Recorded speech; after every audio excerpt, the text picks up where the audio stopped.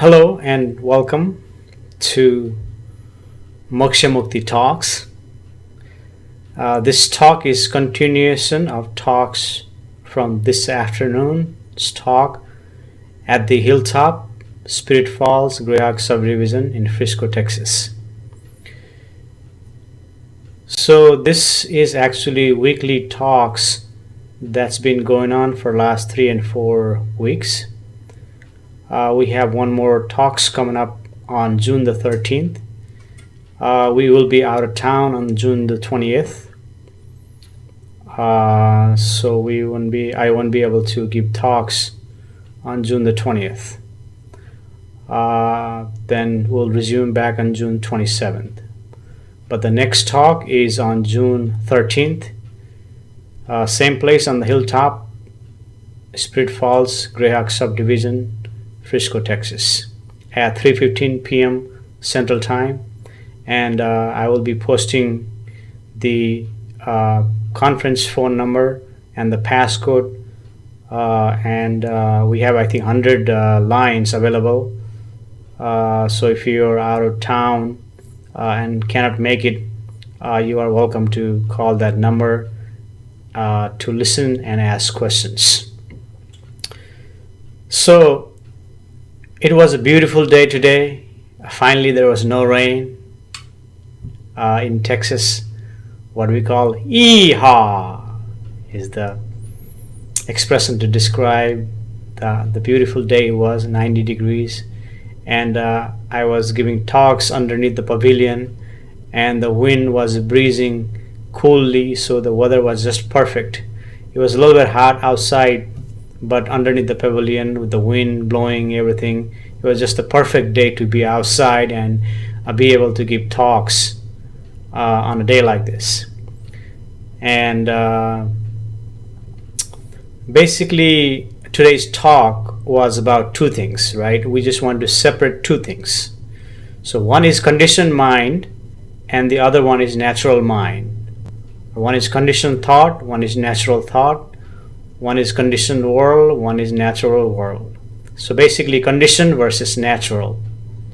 I don't even want to say versus, I want to say conditioned and natural.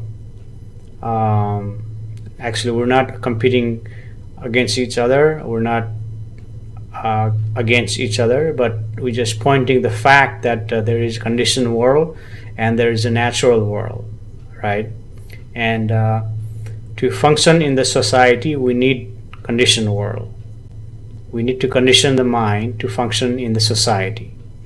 Otherwise, everybody will call you loony, because there is a structure, there is a mechanism, there is a functionality, there is a way of doing things, there is a logic, there is a reason. All that thing is happening in a conditioned world.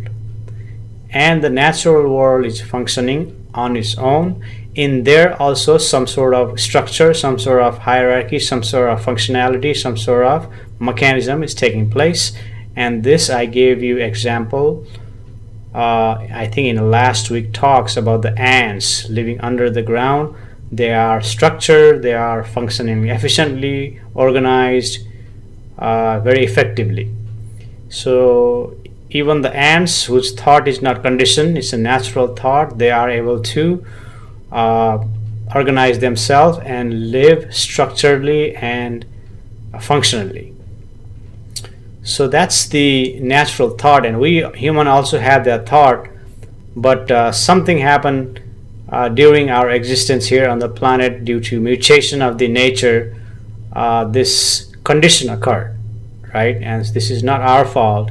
So condition occurred, and because of the condition, the mind must be conditioned in order to function in the society or the function in the world, because that's how it became. And because of the conditioned mind, we have such a capability in the civilization to live our lives easily then or effectively. I would say that our life becomes easier than if it's not conditioned. But that doesn't mean, our forefathers or some people even today are living in the jungle perfectly. You see, we call those people who are living in the jungle primitive people, tribal people, but these people are actually living efficiently, effectively in the jungle. They have survived millions of years, and they are living today. So that is a natural functioning. Even I think they have some sort of condition there, even in the tribal or primitive society, some condition there. But here in civilized world, there are tremendously more condition. Even the child has to go through so much condition to be successful. I mean, my daughter is just finished second grade, and she has to go through so much reading materials, learning materials to complete second grade. So we are conditioning her, and there's no other way. You see, if you don't condition her, then she will have to find other means to live life, and not that she cannot live, but it'll be, I think, challenging for her to live in the society. So that's why we condition her, send her to school, and that is a lot of information and a lot of things she has to go through high school, and go through elementary school. Then she has to go through middle school, high school, college. Those are all, we're conditioning a child to be able to function in the society effectively, to share resources, right? So that's what is the conditioned mind. And we have collected comprehensive collective knowledge since the existing of our time, or human being have existed here. We have collected knowledge, and the comprehensive knowledge, I already mentioned this afternoon. The comprehensive is so vast. I don't think our mind is not capable. Our mind is capable of anything, but so far the mind we have on the planet, very few, I would say very few, if they exist. But majority mind cannot comprehend even the knowledge we have collected from the comprehensive since the beginning of our existing on the planet. So there is a super massive information exists, and that knowledge no one possesses that by single-handed. No country possesses that single-handedly, and but right now, because of the internet and global sharing platforms, the knowledge is being accumulated more comprehensively. Yet some knowledge are still hidden. Some knowledge are esoteric. So the comprehensive knowledge cannot be known, but we have collected what we can, and we call that comprehensive knowledge. And that knowledge actually condition the human beings on the planet. So the condition occur from the society where the comprehension is marketed, mass marketing taking place, and because of the mass marketing, the society obtains the knowledge, and then that knowledge individual takes that knowledge and distributes to the family, according to his or her understanding of that knowledge. So this is how that's been going on. Then we send college children to school, and in school, according to society, that have a standard that condition the children's mind. So that is one aspect that is going on. And I gave an example of the candle and the sun, right? So if I take the candle, if I light a candle here, I don't have a candle in front of me. Maybe I'll do this next time. If I light a candle here in the dark room, the candle has we are able to perceive the candle in such an intensity, you see. And the moment we take the candle out in the sunny day, what happens? The candle does not become so intensive. It's because the sun is giving the distraction to our mind to be able to see that. So sun is the distraction. The candle has not lost its capacity. The candle has not lost its power, but there is a distraction. Our mind perceives it as less powerful, less capacity of the candle. So that's what has been going on. Because of the comprehensive collective knowledge, we have invested in that, we have learned that, we have acquired that, and because of it, the presence is so much, that knowledge, that condition distracts the knowledge that we already have, which is peculiar knowledge, that is our natural knowledge, that natural ability. It's like a candle. So it becomes, when you take that knowledge in the comprehensive place where the mind is consumed all the time, that is actually like a sun distracting the candle light, that is your natural ability. So it becomes less visible, less desirable, less effective for the mind to perceive. So mind immediately say, I'm going to go to the sun. Why do I need to go to candle? Right? I'll go to the sun. You see, it's more powerful.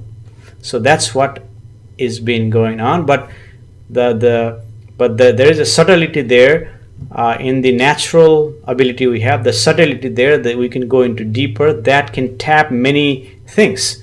So when the distraction removes from your mind, and then your natural ability, like a candle, stays within you. It burns, it taps into deeper into tremendous levels of the universe, and it taps that and brings it to you. Versus the sun is out there, the comprehensive knowledge, although it is powerful, it cannot be powerful because it has a ability to go deeper. So that's why we do this. That's why the Moksha Mukti does this talk, to point to that and bring that into the light, bring that into more presence, bring that into more use, bring that into everywhere, so that you're naturally you are more effective, efficient, and self-sustaining. So you are self-sustaining, efficient, and effective, and that way not only you are less vulnerable to diseases, you are also become happy because you are already connected in there, versus you are distracted with all this comprehensive knowledge. And I don't want to put negative on this, because we do need comprehensive knowledge to function in the society, and it is effective tool we have to function here. And it does help us to also survive and reproduce, that I talked about last week. I don't want to go into this week, but I want to keep it into condition and the natural ability. So my goal, well, what I'm pointing, there is really no goal. What I'm pointing is that the natural ability you have, the natural thought you have, that is natural, is going on, is need to, I am pointing it to bring it out to light. I am pointing to that. So that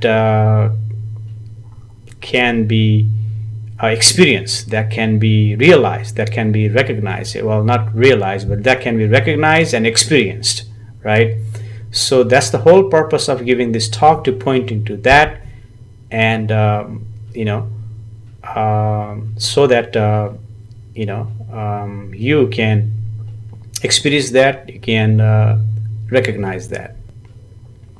So basically that's what I talked about this afternoon.